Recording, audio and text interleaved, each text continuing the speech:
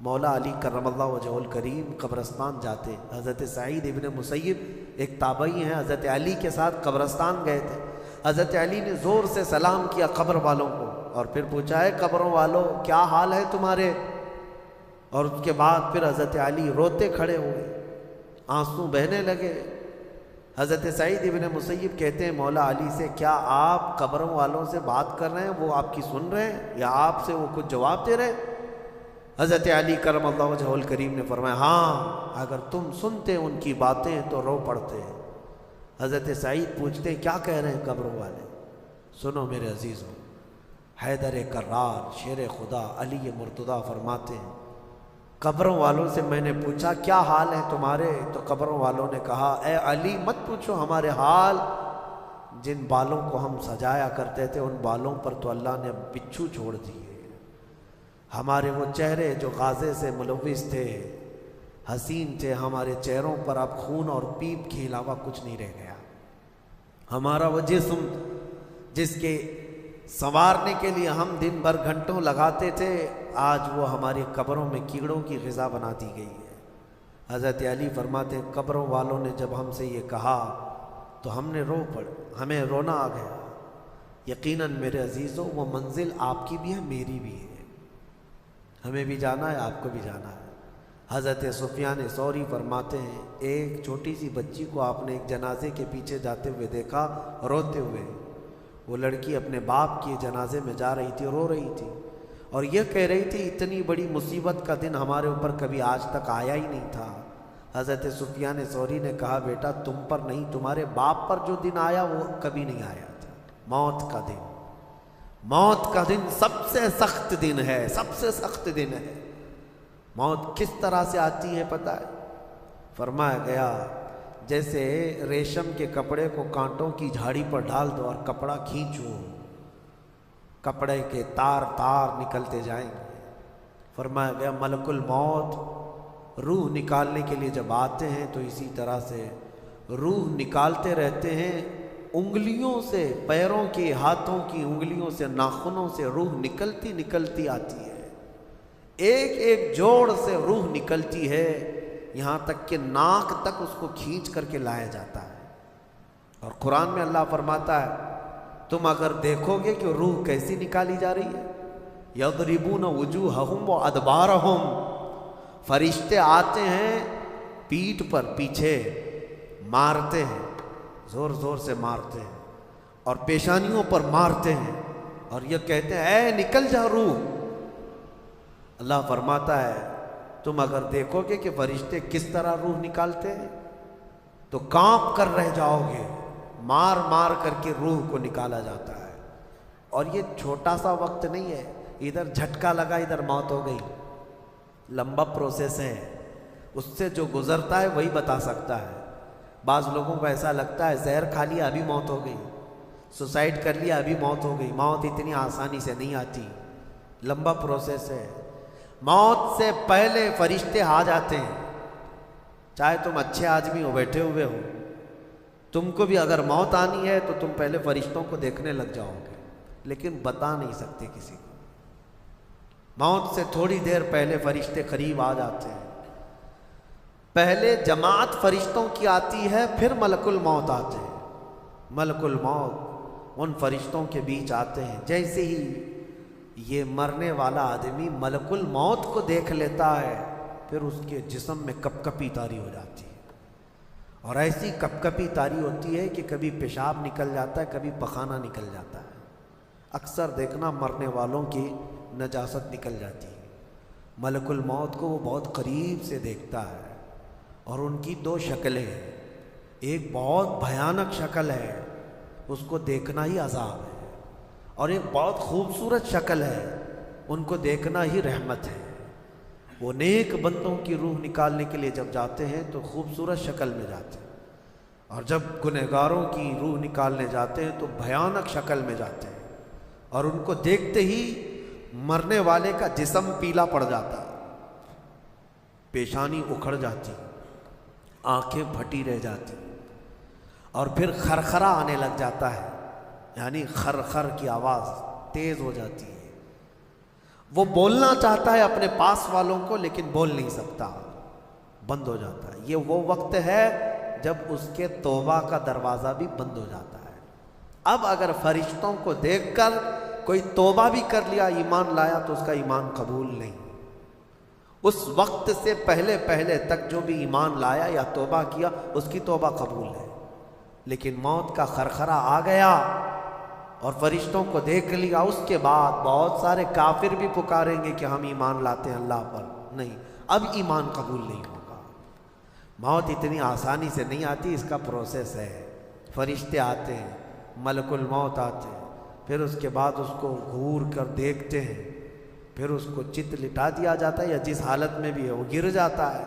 खड़ा है तो गिरता है, बैठा है तो गिरता है, मौत आने से पहले लुढ़क जाता है। ये ज़रूरी भी नहीं है कि आज मैं अपने आप को संभाल कर बैठा हूँ।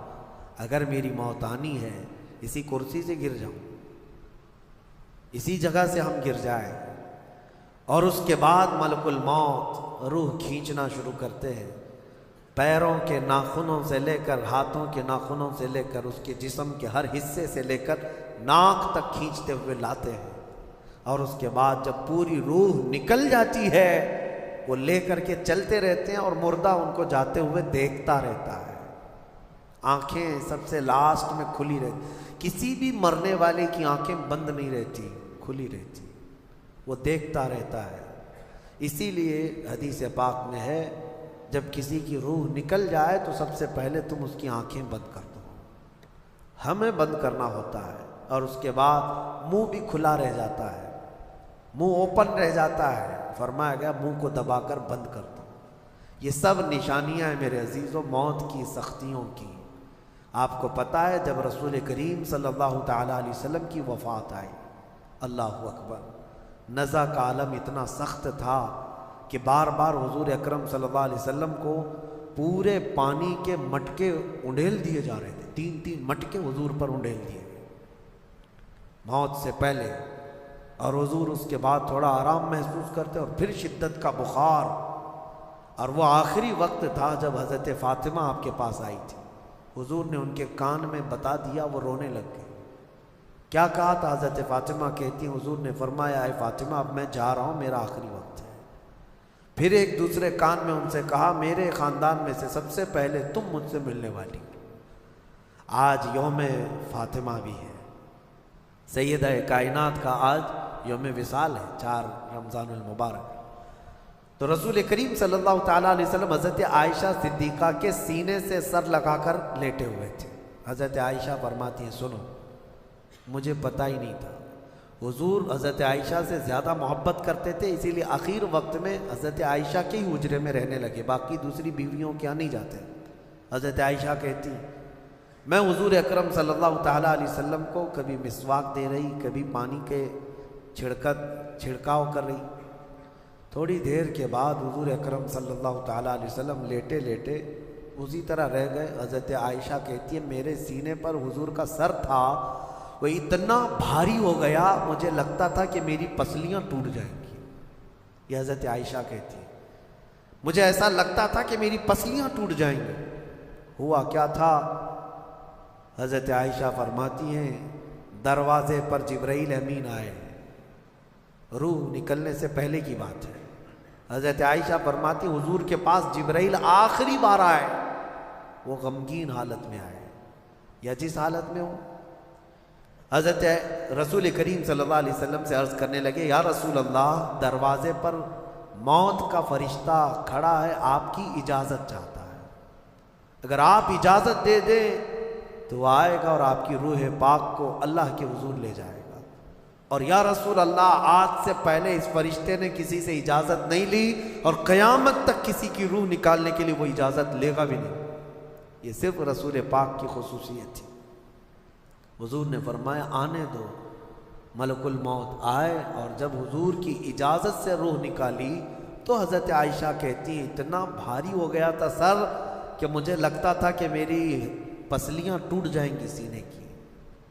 और उसके बाद हज़रत आयशा फरमाती है, मैंने हुजूर के सर मुबारक को नीचे की तरफ किया, मुझे पता भी नहीं था कि हुजूर का इंतकाल हुआ। मैं हुजूर अकरम सल्लल्लाहु अलैहि वसल्लम से बातें करने में मसरूफ़ थी। इसी में हज़रत अबू बकर सिद्दीक़ उजरे में आए। पूछा, आयशा क्या हाल है हुजूर का? हुजूर अकरम सल्लल्लाहु अलैहि वसल्लम को देखा हज़रत अबू बकर ने और पेशानी मुबारका पर हाथ रखा तो वो बहुत ठंडी थी। माथे को बोसा दिया और एक आह भरी और एक जुमला कहा था, या रसूल अल्लाह, एक बार मौत आनी थी वो आप पर आ गई, अब मौत की सख्ती अल्लाह दोबारा कभी आपको नहीं अता करेगा। मौत की सख्ती, क्योंकि हुजूर को उन्होंने देखा था, कई दिनों से तकलीफ थी। 13 दिन तक हुजूर पाक सल्लल्लाहु अलैहि वसल्लम को तकलीफ थी, 13 दिन तक। हज़रत अबू बकर कहते, या रसूल अल्लाह, अब मौत की सख्ती दोबारा कभी नहीं आएगी, जो अल्लाह का वादा था वो पूरा हो गया।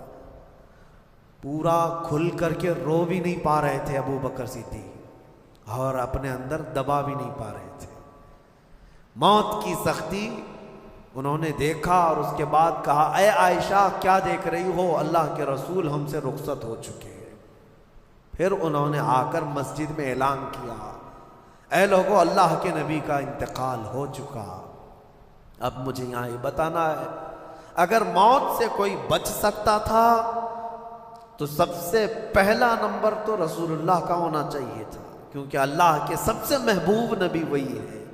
जब रसूल पाक सल्लल्लाहु ताला अलैहि वसल्लम को भी मौत आई तो मियाँ हमारा और तुम्हारा शुमार नहीं, चाहे 100 साल ज़िंदगी मिल जाए लेकिन मरना ज़रूरी है। बहरहाल ये बातें बड़ी तवील हो जाएंगी। मौत का तज़किरा इसलिए भी मैं ज़्यादा करता हूँ कि हदीस पाक में है, मोमिनों को ये तज़किरा करो ताकि उनको गुनाहों से नफ़रत पैदा हो जाए और आखिरत के सफ़र की तैयारी वो शुरू करें। अल्लाह करीम हम सबको दुनियावी खुराफात से महफूज फरमाए, दुनिया की लज्जतों से और ये फ़ानी खुराफात में मुब्तला होकर आखिरत भूलने से अल्लाह हमारी हिफाजत फरमाए। मौला करीम जब हमारी मौत आने को हो तो हमारी ज़ुबानों पर कलमा तय्यबा जारी फरमा दे। रब्बे ज़ुल जलाल, मौत से पहले तेरे हबीब पाक के चेहरे की ज़ियारत नसीब फरमा।